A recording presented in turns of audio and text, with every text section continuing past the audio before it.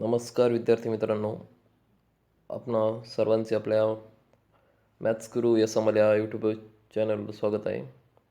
आज आपण समाजसुधारक राजा राममोहन राय यांच्याविषयी माहिती पाहणार आहोत. त्यांना आधुनिक भारताचे जनक असे पण म्हणतात. त्यांचा जन्म 22 मे 1772 रोजी झाला आणि मृत्यू 27 सप्टेंबर 1833 रोजी झाला. राजा राममोहन राय त्यांचा जन्म हुगळी कलकत्ता येथे झाला 22 मे 1772 रोजी. हे एक भारतीय समाजसुधारक होते. त्या काळात प्रशासनासाठी वापरली जाणारी भाषा पर्शियन व अरेबिक होती. म्हणजे त्या काळात 1800च्या काळात काय भाषा कोणती होती तर पर्शियन आणि अरेबिक होती.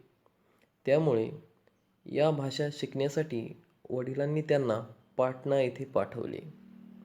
अरबी आणि फारसी भाषांबरोबर त्यांनी इस्लाम धर्म आणि सुफी पंथ, शायर आणि शायरी यांचा देखील अभ्यास केला. हाफिज आणि सादी हे त्यांचे आवडते शायर होते. त्यांचे आवडते शायर कोण होते तर हाफिज आणि सादी.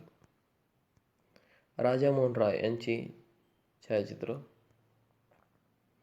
त्यांचा जन्म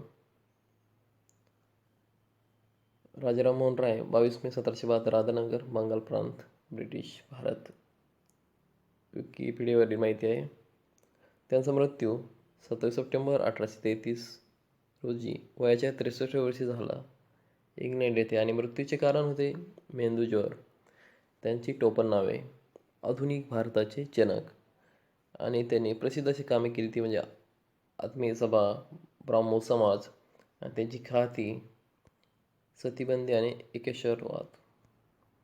राजा राममोहन राय 22 मे 1772 ते 27 सप्टेंबर 1833 आधुनिक भारतातील अग्रगण्य धर्मसुधारक व ब्राह्मो समाजाचे संस्थापक.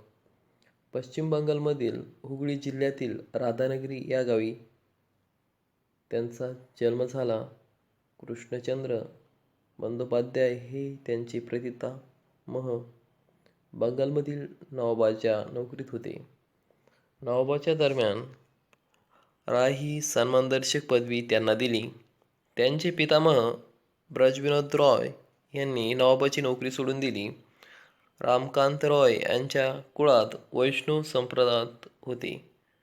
राममोहनांची माता तारिणी देवी यांचे माहेर राममोहन रॉय यांचे पिता आणि पितामह हे परधार्मिक होते. घरात देवपूजा आणि भागवताचे पठण नित्य चालत होते. राममोहन यांचे बंगाली, फारसी व संस्कृत या 3 भाषांचे प्राथमिक अध्ययन घरीच झाले. वयाच्या 18व्या वर्षी ते बिहारमधील पाटणा येथे अरबी आणि फारसी यांच्या शिक्षणासाठी गेले. कुराणाचा त्यांनी अभ्यास केला. मुल्ला व मौलवी त्यांचा अरबी फारसी पांडित्याने विस्मित होत. इस्लाम धर्मातील आणि सुफी संप्रदायातील त्यांनी पारंगता पाहून मातापित्यांनी संस्कृत अध्ययनासाठी त्यांची वाराणसीला रवाना केले. स्मृती पुराणांचा, कुराणाचा आणि बायबलचा सखोल अभ्यास त्यांनी केला. वयाच्या 16व्या वर्षी ते आपल्या गावी परतले. त्यावेळी तुलनात्मक अध्ययन करून त्यांच्या लक्षात आले की विविध देवदेवता व त्यांचे अवतार यांची आणि मूर्तीची पूजा करणे अयोग्य आहे, कारण एकच अद्वितीय परमेश्वर आहे. त्यांनी आपले मूर्तिपूजाविरोधी विचार आपल्या पित्याला व मातेला समजावून सांगण्याचा प्रयत्न केला. मातापिता आणि राममोहन यांच्यामध्ये जबरदस्त मतभेद उत्पन्न झाला. त्यांची मातापित्यावर श्रद्धा होती आणि विलक्षण भक्ती होती. मतभेदामुळे राममोहन यांना घर सोडावे लागले. हिंदू समाज रचनेतील उच्च-नीच जातीभेदही त्यांना अमान्य होता. त्यांनी भारतभर प्रवास केला. बौद्ध धर्म समजावून घेण्याकरिता बौद्ध धर्माचा व तत्त्वज्ञानाचा त्यांनी अभ्यास केला. त्यासाठी ते तिबेटला गेले. तिबेटात प्रतिमापूजन, धर्मगुरुपूजन, मंत्रतंत्र व कर्मकांड या भयंगाचा पसारा त्यांना दिसला. त्या कर्मकांडाबरोबर तेथील धर्मगुरूशी त्यांनी वाद केले. तेथील बौद्ध लोक चिडले. राममोहनांना ठार मारण्याचाही प्रयत्न झाला. यावेळी सुदैवाने दयाळू स्त्रियांनी त्यांना प्राण संकटातून वाचविले आणि स्वदेशी सुरक्षितपणे पोहोचविले. 1970मध्ये स्वगृही परतल्यावर मातापित्यांचाही राग निवळला होता. परंतु मातापित्यांची त्यांनी निराशा केली. त्यांची मूर्तिपूजाविरोधी व बहुदेवतावादविरोधी मते अधिकच ताठर व कणखर बनली होती. भोवतालचा समाज सनातनी व रूढिनिष्ठ असल्याने त्यांचा द्वेष करू लागला. पिताजींनी त्यांना घराबाहेर काढले. तत्कालीन रीतीला अनुसरून राममोहनांचे बालपणीच पहिले लग्न झाले होते. प्रथमच पत्नीच लवकर निवर्तल्यामुळे वडिलांनी 1781 व 82 साली त्यांची 2 लग्न लावून दिली. 1800 साली त्यांना पुत्रप्राप्ती झाली. पुत्राचे नाव राधाप्रसाद असे ठेवले. कौटुंबिक जबाबदाऱ्या वाढल्याने घरची सांपत्तिक स्थिती ठीक असूनही त्यांना सरकारी नोकरी पत्करावी लागली. 1803 मध्ये ढाका येथील कलेक्टर थॉमस वुडफॉर्ड यांचे दिवाणपद स्वीकारले. त्याचवेळी रामकांत रॉय निवर्तले. या सुमारास राममोहनांनी ग्रंथलेखनास सुरुवात केली. फारसी भाषेत त्यांनी ईश्वरभक्तास देणगी तोहफास उल मौदूद यांचा धर्माचा शीर्षकाखाली एक निबंध प्रसिद्ध केला. त्याचे सारे सार असे सृष्टिकर्ता व पालनकर्ता एक निराकार परमेश्वर आहे, हा सिद्धांत सर्व धर्मांचा पाया होय. निरनिराळ्या धर्माच्या लोकांनी या धर्मतत्त्वावर भलभलत्या कल्पनांचा डोलारा चढवला. त्यामुळे भिन्न भिन्न धर्मसंप्रदाय अस्तित्वात आले. धर्माचे खरे मूलभूत तत्त्व ठरविण्याकरिता खऱ्या खोट्याचा उहापोह केला पाहिजे. रामगढ जिल्हा कोर्टाचे रजिस्ट्रार डिग्बी यांच्याशी 1805 साली त्यांची मैत्री जमली. त्यावेळी वरिष्ठ इंग्रजी अधिकाऱ्यांपुढे भारतीय लोक हाजी हाजी करीत, गुलामासारखे वागत. राममोहन अनेक वरिष्ठ पदस्थ इंग्रजी अधिकाऱ्यांच्या नोकरीत राहिले, परंतु स्वतःच्या अंगच्या गुणाच्या बळावरच ते चढत गेले. डिग्बीच्या सहवासात असताना त्यांनी इंग्रजीचे अध्ययन केले. इंग्रजीत भाषण, लेखन ते उत्कृष्टपणे करू लागले. बायबलचा व अनेक विषयातील ग्रंथांचा व्यासंग त्यांनी सुरू ठेवला. राममोहनांनी 1810 साली सरकारी नोकरी सोडली व रंगपूरच्या जवळ माहीगंज येथे स्वतःचे घर बांधून ते राहू लागले. तेथे लोकांना पाण्याची सोय व्हावी सो खर्चाने एक तळे बांधले. तेथे सुशिक्षित मंडळीबरोबर धर्मचर्चा सत्र सुरू केले. या मंडळीमध्ये विविध धर्मपंथाचे लोक भाग घेत. मूर्तिपूजेचा उहापोह विशेष होऊ लागला, कारण हिंदू धर्मात अगणित धर्मसंप्रदाय असले तरी मूर्तिपूजा सर्वमान्य आहे. त्यामुळे मूर्तिपूजेची बाजू उचलून धरणारे बहुसंख्य लोक होते. मूर्तिपूजेचे समर्थक गौरीकांत भट्टाचार्य यांनी ज्ञानचंद्रिका हे पुस्तक लिहिले. ही सनातनी मंडळी मतभेदांमुळे राममोहनांना विविध प्रकारे छळू लागली. पत्नी व मुले यांच्यासह गावात राहणे कठीण होऊ लागले.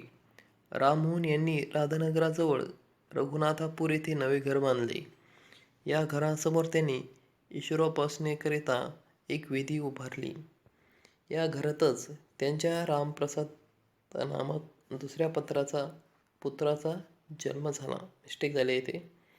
धार्मिक मौलिक मतभेदामुळे त्यांच्या मातेशी त्यांचे वितुष्टच आले. धाकटी 2 भावंडे मृत्यू पावली, म्हणून मातेच्या सांत्वनासाठी तिच्या भेटीला ते गेले. तशाही स्थितीत मातेने भेट घेण्याचे नाकारले. या घटनेने त्यांना फार दुःख झाले. तिच्या हट्टाकरिता कुलदेव राधागोविंद यांच्या मूर्तीपुढे साष्टांग नमस्कार घातला व म्हटले की, मी माझ्या आईच्या देवाला नमस्कार करतो, राममोहन 1814 साली कलकत्त्याला स्थायिक झाले. तेथे सामाजिक व धार्मिक आंदोलनास त्यांनी प्रारंभ केला. आरंभी आत्मीसभा सुरू करून तीत भिन्न भिन्न विषयावर चर्चा सुरू झाली. वेदांत सूत्रे व उपनिषदे यांची बंगाली व इंग्रजी भाषांतरे छापून प्रसिद्ध केली. सती प्रथेकरता धर्मशास्त्राचे आंदोलन केले. जेथे जेथे एखादी स्त्री सती जात असे तेथे आपल्या सहकार्याने जाऊन तिला परावृत्त करण्याचा प्रयत्न ते करू लागले. त्यामुळे समाज त्यांना हिंदू धर्मविरोधी मानू लागला. 1818 साली सतीची प्रथा बंद व्हावी म्हणून समाजातील प्रतिष्ठित मंडळीच्या सह्यांसह एक अर्ज त्यांनी सरकारपुढे पाठवला. त्यात म्हटले की या अमानुष चालीवर बंदी घालून सरकारने कायदा करावा आणि हे समाजाकडून व आपतेष्टाकडून होणारे स्त्रियांचे खून बंद पाडावे. त्यावेळचे governor general Lord William Bentinck यांनी राममोहनांशी प्रदीर्घ चर्चा करून सतीबंदीच्या कायद्याची निश्चिती केली. 4 डिसेंबर 1829 रोजी सतीबंदीचा कायदा जाहीर केला. ख्रिस्ती धर्मप्रसारक व पाद्री हे हिंदू धर्मावर जबरदस्त टीका करीत. त्यांच्याशी साधार चर्चा करण्याकरता ग्रीक व हिब्रू भाषांचे सखोल अध्ययन राममोहनांनी केले, कारण मूळ बायबल हिब्रू व ग्रीक भाषेत लिहिली आहे. हिंदू पंडितांना वाटले की राममोहन ख्रिस्ती होणार, परंतु लवकरच हिंदूचा भ्रमनिर्माण झाला. 1820 साली राममोहनांनी the precepts of Jesus, the guide to peace and happiness, येशूची आज्ञा, शांती व सुखाचा मार्ग या नावाने 70 पृष्ठांचे एक प्रसिद्ध इंग्रजी प्रसिद्ध पुस्तक प्रसिद्ध केले. 1881 साली नव्या करारातील 4ही शुभ वर्तमानांचे बंगालीत भाषांतर केले. ख्रिस्ती मिशनऱ्यांच्या धर्मप्रसारावर व उपद्रव्यावर जोराचा हल्ला केला. 4 डिसेंबर 1821 रोजी संवाद कौमुदी नामक एक साप्ताहिक बंगालीत सुरू केले. सामाजिक आणि धार्मिक सुधारणाविषयक प्रश्नांचा आणि भारतीयांच्या राजकीय मागण्यांचा व तक्रारींचा उहापोह करणारे भारतीयांनी सुरू केलेले हे पहिले नियतकालिक होय. कोणते तर संवाद कौमुदी. भारतीय वृत्तपत्र व्यवसायाचा हा शुभारंभ होय. 1822 साली मिरात उल अखबार हे फारसी साप्ताहिक सुरू केले.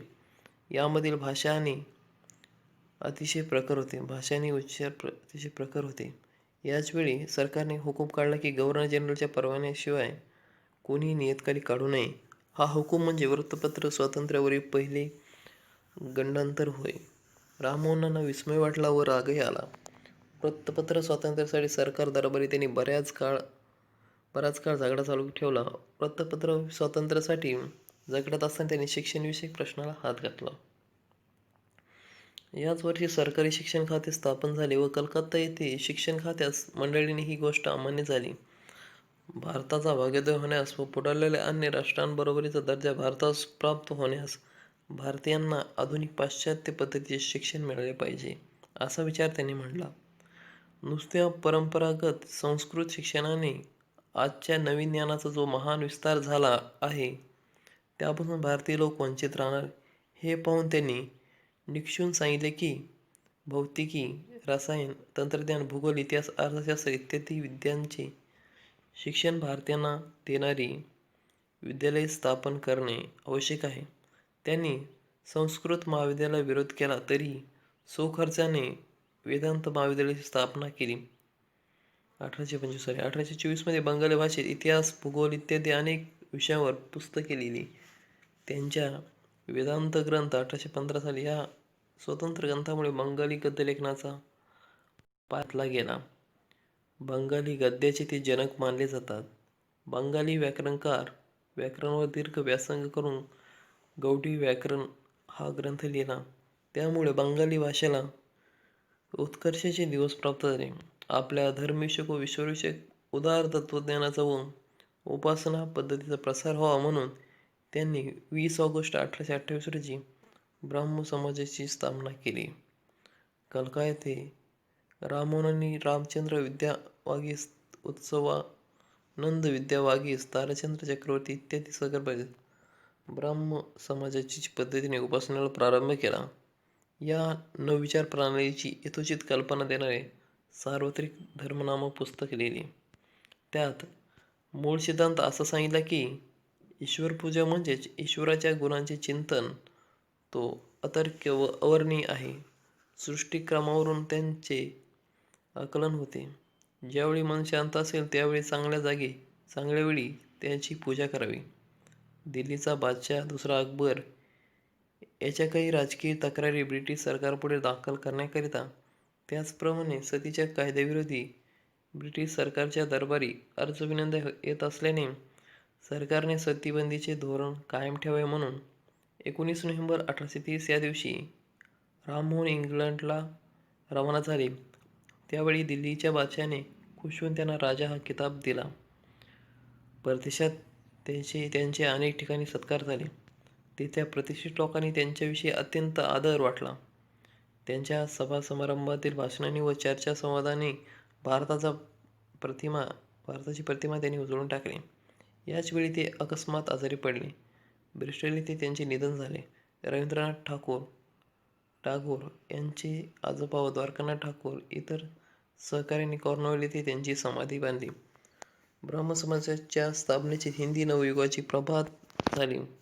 कन्याविक्रय, कन्याहत्या, बालविवाह, वृद्धविवाह इत्यादी अनेक हीन चालीच्या बंधनातून भारतीय स्त्रीला मुक्त करण्याकरिता त्यांनी आंदोलन उभारले.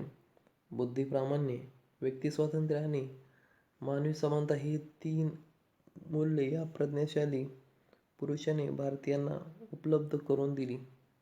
सुंदर, भव्य, विद्वान, त्यागी व तपस्वी असा हा पुरुष इंग्रजी राज्याच्या स्थापनेनंतर लवकरच उदयास आला. धन्यवाद विद्यार्थी मित्रांनो.